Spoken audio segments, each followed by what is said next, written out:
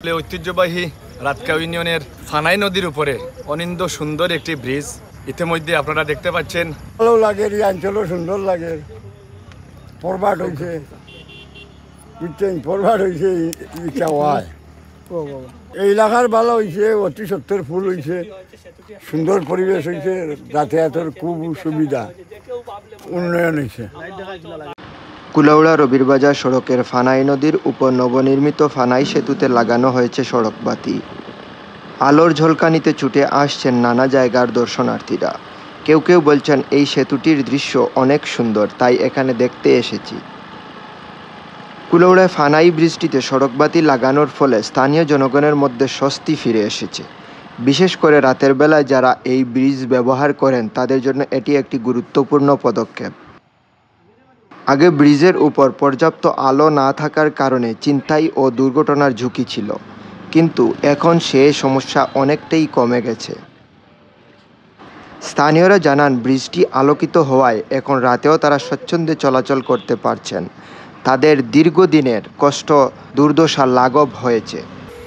দীর্ঘদিন পর হলেও দক্ষিণাঞ্চলের মানুষের স্বপ্ন আজ বাস্তবে রূপ নিয়েছে। এই স্বপ্ন বাস্তবে রূপ নিতে যারা কাজ করেছেন, আমরা কুলাউড়ায় কর্মরত সংবাদকর্মীদের পক্ষ থেকে তাদের প্রতি কৃতজ্ঞতা মোবারকবাদ জানাচ্ছি এবং দুর্ভোগ পোহাতে মানুষের স্বপ্ন বাস্তবায়িত হয়েছে। কুলাউড়া পৃথিম ভাষা সড়কের যে ফানাই সেতু, এটি একটি দুর্ভোগের নাম ছিল এই এলাকার মানুষের জন্য। আমরা এই এলাকায় বসবাস করি, দীর্ঘদিন থেকে এই সেতুটি অবহেলিত ছিল। এই সেতুটির কাজ বর্তমানে সম্পূর্ণ হয়েছে। এখানে যে সোডিয়াম যে লাইটগুলো লাগানো হয়েছে, সৌন্দর্য বর্ধন করা হয়েছে।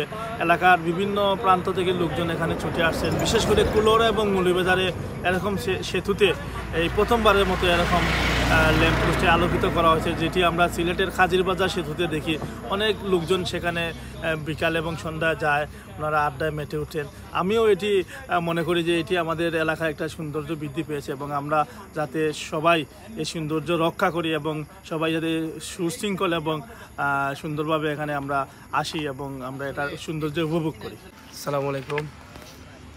আমি 2022 সালে আইছিলাম একবার ছুটিতে, আইয়া দেখছিলাম এটা ফানাই নদী অনেক বাঙ্গন বা খাস শুরু হইতেছে, কিন্তু এই 2025-এ আসছি যখন, তখন আমার কাছে অনুভূতিটা অনেক ভালো লাগছে। সেম দুবাইয়ের মতন অনেক সুন্দর লাগে বা ভাল লাগে। চতুর্দিকে লাইট লাগাইছে সেম দুবাই, যেরকম রাস্তার দুনো পাশে লাইট আছে, লোক আছে, সবাই এরকম সেম মনে করা দুবাই আছে। তখন আপনি এখানে 2 দিন থেকে চালু হয়েছে, এটা খুব ভালো লাগে।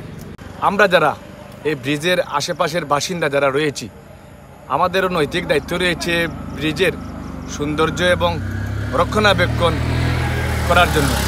যারা এখানে আসবেন বা বিভিন্ন ছবি ওঠার জন্য আসবেন, আপনাদের কাছে আমাদের বিনীত অনুরোধ, যেহেতু আসলে এই রাতকাও ইউনিয়ন সহ দক্ষিণ লংলার একটি গুরুত্বপূর্ণ এখন স্থাপনা হয়ে উঠেছে, আপনারা তার সৌন্দর্য এবং রক্ষণাবেক্ষণ যতটুকু পারা যায় আপনারা করে যাবেন।